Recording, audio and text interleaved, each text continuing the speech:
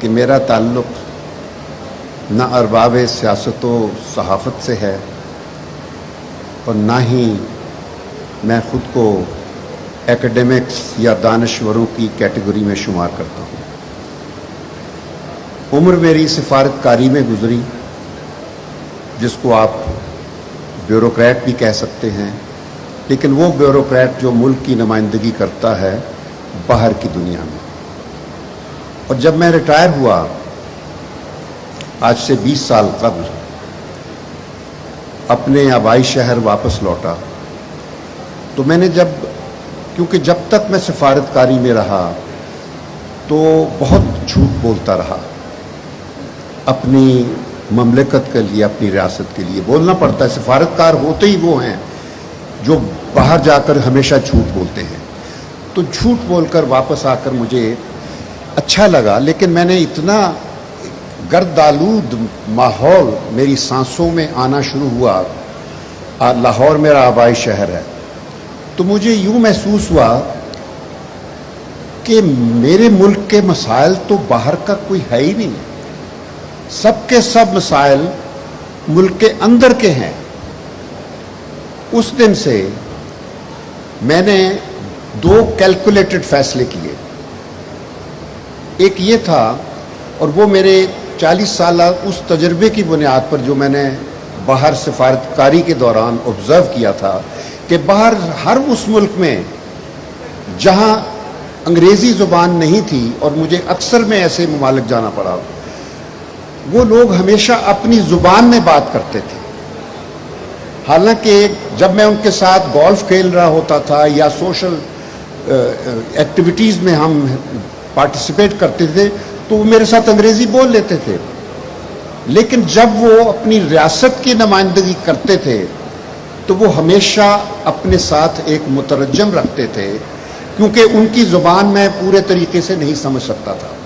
وہ میری انگریزی سمجھ لیتا تھا، لیکن یہ ضروری ہوتا تھا کہ اس کا انٹرپریٹر ہو۔ تو میں نے فیصلہ جو کیا، پہلا فیصلہ میرا کیلکولیٹڈ فیصلہ، کہ میں اب اپنی عمر میں وہ پرائی زبان انگریزی، چاہے میں جتنا بھی عبور ہو، کیونکہ میں ہر اپنا کالم، کتابیں سب انگریزی میں لکھتا ہوں، مگر میں نے کہا میں بات جب کروں گا اپنے دل کی تو اپنی زبان میں بات کروں گا۔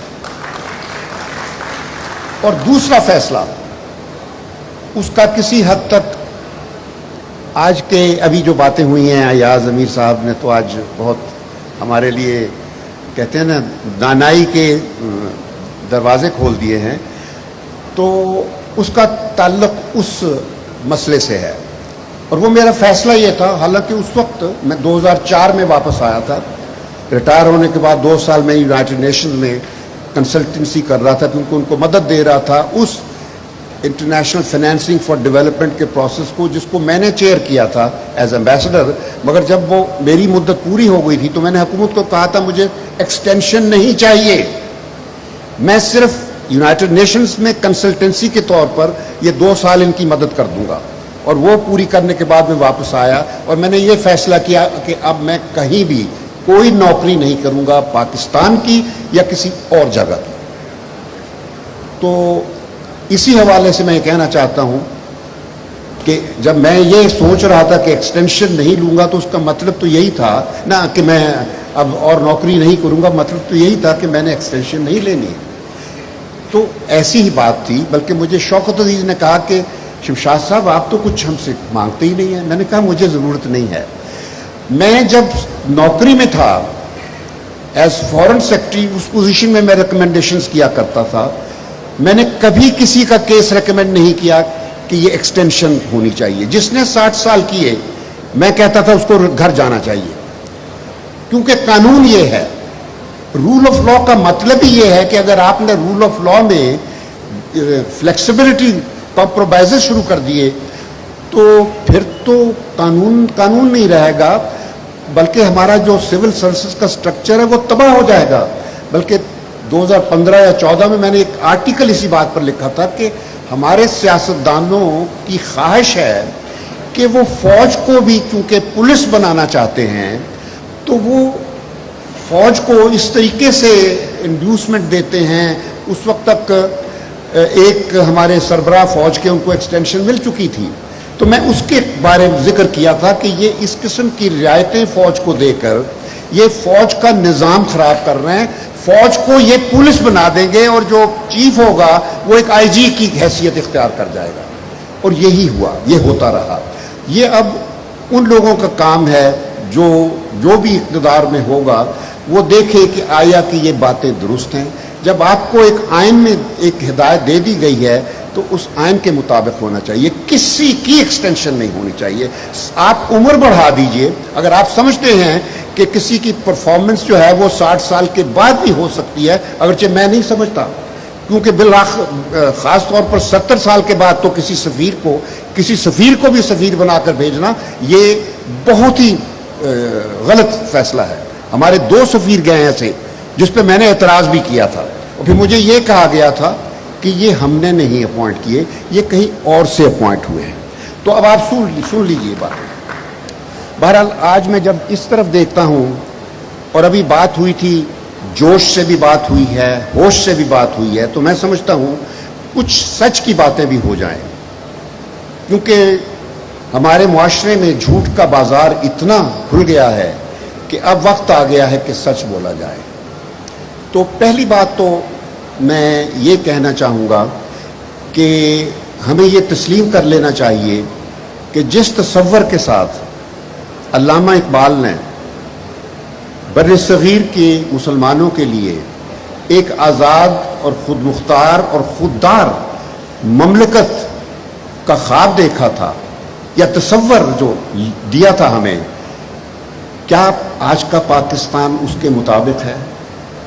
اور آیا کہ کیا قائد اعظم نے اسی خواب کو، مسلمانوں کی آزادی اور خود مختاری کے لیے ایک آزاد مملکت کے خواب کو پورا کر کے جو کارنامہ دیا تھا، کیا ہم نے اس خواب کو اور قائد اعظم نے جو پاکستان چھوڑا تھا ان کے تصور کے مطابق اس کو رکھا؟ تو جواب یہی ہے کہ ہم نے، اگر آج قائد اعظم زندہ ہوتے تو وہ مایوس ہوتے، اگر امبیرس نہ ہوتے، بلکہ میری خیال میں تو وہ بہت زیادہ امبیرس ہوتے. جہاں تک یہ رجیم چینج کے سوال کا ہے، میں شروع دن سے ایک مختلف نظریہ رکھتا ہوں، اور یہ میں نے ٹیلی ویژن پر اکثر اپنی بات یہ کی ہے، اور وہ یہ ہے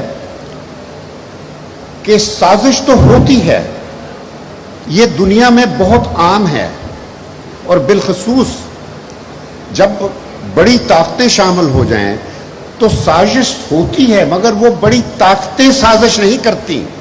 یہ پلیز ذرا اس کو سمجھنے کی کوشش کریں کہ امریکہ پاکستان کی آزادی کے بعد ہمیشہ سے ہماری معاملات میں بالخصوص سیاسی معاملات میں مداخلت کرتا رہا ہے.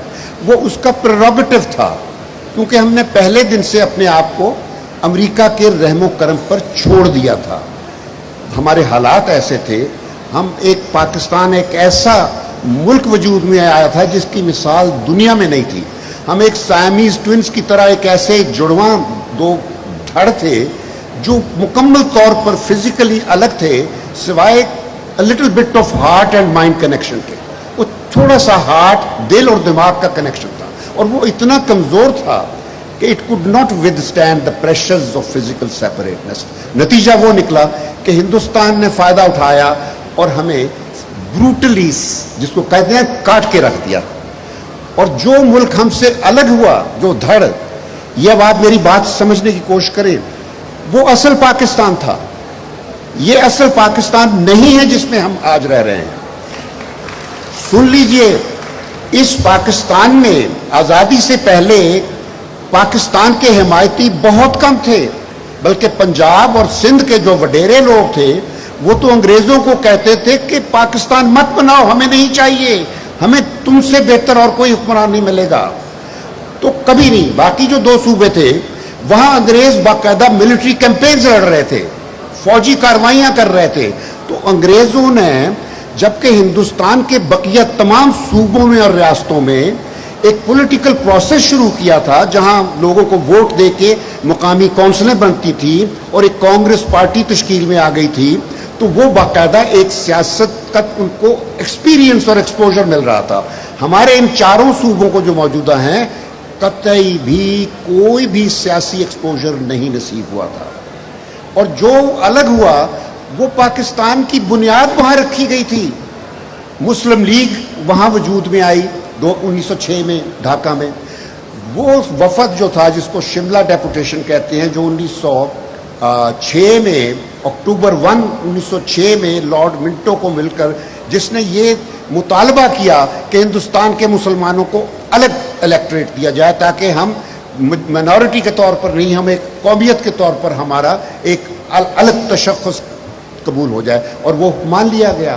تو اصل جو پاکستان تھا وجود میں آیا, وہ جو اصل سٹرگل تھی وہ وہاں آئی تھی.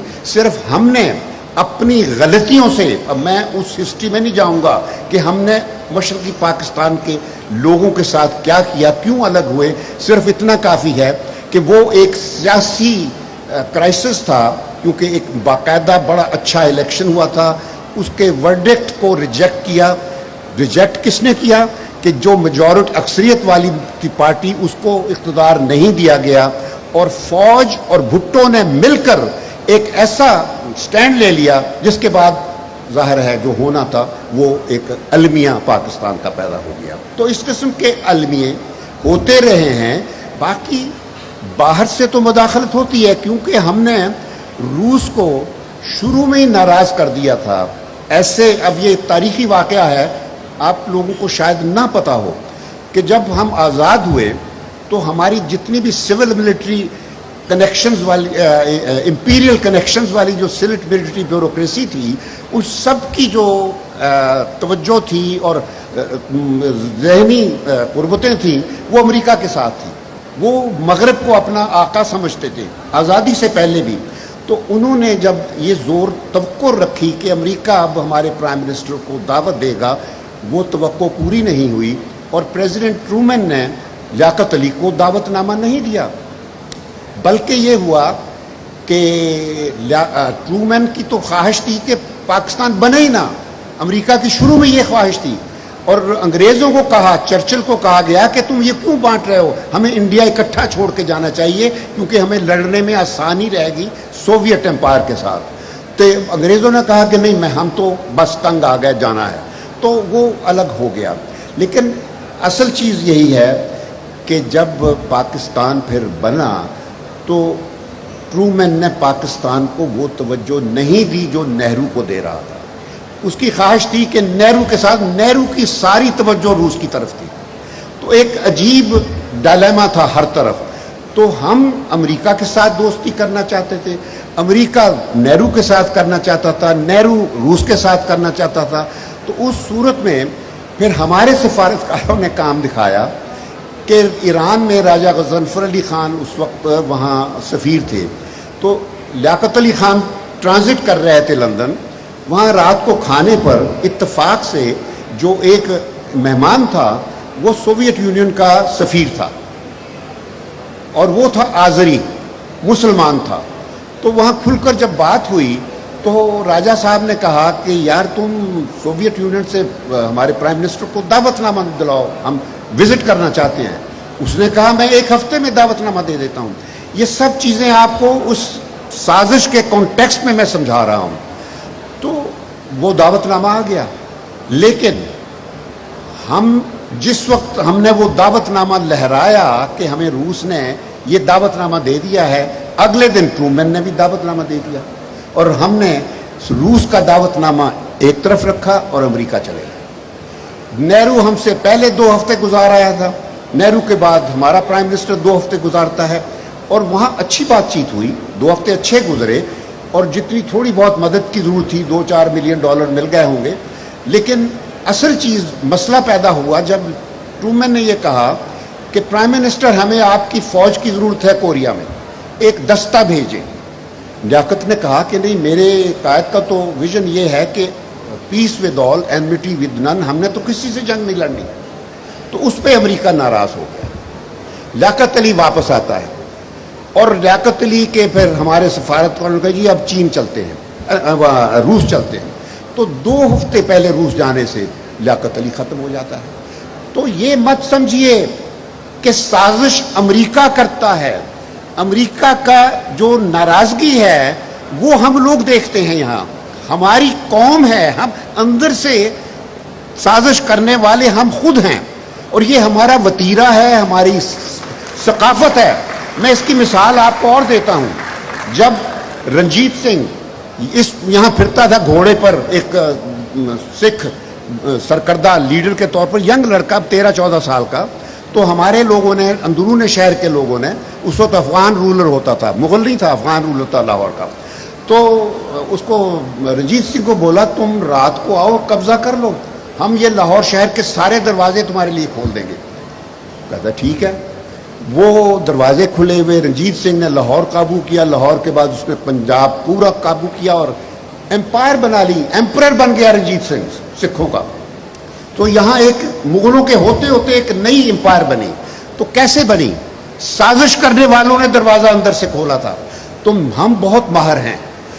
ابھی بھی یہ جو واقعہ ہوا ہے, صرف امریکہ نے ہمارے سفیر اسد مجید کو بلا کر یہ کہا کہ ہمیں تمہارے پرائم منسٹر کی پالیسیاں پسند نہیں ہیں. اس کو کیسے پسند ہوں گی؟ تو ہمیں پتہ چلا ہے کہ یہ ووٹ آف نو کانفیڈنس ہو رہا ہے, اور اگر یہ ووٹ آف کانفیڈنس کامیاب ہو جائے گا تو یہ ہوگا, اگر نہ ہوا تو یہ ہوگا. یہ اگر سازش کرنی ہوتی تو کوئی سازش کرنے والا اپنی نیت اس طرح واضح کر کے نہیں بتاتا. سازش اندر سے ہوئی ہے. اب میں اس کی وہ تو اب آپ دیکھ لیجئے. یہ میں البتہ آپ کو کہہ سکتا ہوں, ایک تجویز دی گئی ہے کمیشن بنائیں. یہ میں نے ایک دن لائیو ٹیلی ویژن میں کہا تھا کہ خدا کے لیے کمیشنوں کا کھیڑا چھڑ دیو. کمیشن ہمارے ہاں آج تک بھی کچھ نہیں نتیجہ نکلتا. کوئی بھی کمیشن لے لیجیے, چاہے وہ حمود الرحمان ہے یا شفیق الرحمان ہے یا رحمان ملک کا کمیشن ہے یا کسی کا بھی سمجھ لیجیے, کسی کمیشن کی رپورٹ کسی نتیجے پر نہیں پہنچتی. یا وہ آرکائیوز کا حصہ بن جاتی ہے یا پھر ردی کی ٹوکری میں چلی جاتی ہے. تو آپ اپنا بھی وقت ضائع کریے, چھوڑ دیجئے. اس کی بجائے ایک اپروچ نئی بنائیے. وہ یہ ہے کہ علامتوں کے پیچھے بھاگنا بند کر دیں. علامتیں کیا ہیں؟ علامتیں یہ ہیں کہ جی عدالتیں انصاف نہیں کر رہی ہیں. بس میں ختم کر رہا ہوں. عدالتیں انصاف نہیں کر رہی ہیں, پارلیمنٹ قانون سازی, یہ مسئلے نہیں ہیں, یہ علامتیں ہیں ہمارے مسئلوں کی. پارلیمنٹ لیجسلیشن نہیں کر رہی ہے, وکیل اپنا کام نہیں کر رہا ہے, جج اپنا فیصلہ نہیں دے رہا ہے, انصاف نہیں کر رہا ہے, یونیورسٹیاں ٹھیک نہیں پڑھا رہی, ہسپتال خراب ہیں. یہ سب علامتیں ہیں ایک بڑی بیماری کی. آپ کا فوکس ہونا چاہیے وہ بیماری, اور وہ بیماری ہے کہ rule of law based governance اس ملک کو درکار ہے. وہ ایک دفعہ ہو جائے گی تو آپ کے لوگوں, آلریڈی جب سے یہ پچھلے 3-3.5 سال آئے ہیں, میں نے دیکھا ہے کہ ذہنیت میں تبدیلی آنی شروع ہو گئی ہے. اور جو کوئی سمجھتا ہے کہ 2 سالوں میں یا 3 سالوں میں یا 2 ہفتوں میں کوئی تبدیلی آ جائے گی, وہ بیوقوف ہیں. ان کو یہ نہیں پتا کہ حالیہ صدی میں دوسری جنگ عظیم کے بعد جتنی بڑی تبدیلیاں جو ٹرانسفارمیشنز ہوئی ہیں, اس میں چائنا ہے, جاپان ہے, کوریا ہے, سنگاپور ہے, ملیشیا ہے, انڈونیشیا ہے, اور حال ہی میں روانڈا جیسا ملک جہاں ایک میسو میسیکر ہوا, وہاں ایک بڑا دبلا پتلا سا ملٹری جنرل آیا پال کگامے. اس نے 15 سال میں اس ملک کا نقشہ بدل دیا. وہ جتنی ٹرائبل وارفیئر وہ ختم ہو گئی, نیشنل ہارمنی آ گئی, اور وہ اکنامک ترقی کے راستے پر چل پڑا ہے, کیونکہ اس کے پاس اقتدار ہے مضبوط, اس کو چیلنج کرنے والا کوئی نہیں. تو میں شروع سے یہ کہتا ہوں کہ ہمارے لیے یہ جو پارلیمنٹ کا اپنا سٹنٹ کھیلا ہوا ہے نا اس وقت, سرکس جو, یہ ختم ہونا چاہیے. پارلیمنٹری فارم آف گورنمنٹ, یہ صرف کرپشن جہاں اصل پیدا ہوا تھا یہ برطانیہ, وہاں بھی فیل ہو گیا ہے. امریکہ میں بھی یہ سسٹم فیل ہو رہے ہیں. ہمیں وہ اپنا سسٹم اپنانا ہے جو ہمارے مزاج کے مطابق ہوگا.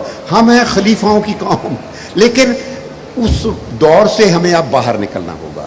ایک جدید معاشرہ جو قائد اعظم نے سوچا تھا, پروگریسو معاشرہ, جس کی بات ابھی ایاز امیر نے بھی کی ہے کہ ہمیں ان لیولز پہ سوچنا ہو, تبدیلی لانا. کیونکہ آپ کے سب سے بڑے جو پسماندگی کی وجہ ہے, یہ وہ طبقہ ہے, obscurantism वाला, जिसने आपकी मस्जिद की इंस्टीट्यूशन को तबाह कर दिया हुआ है।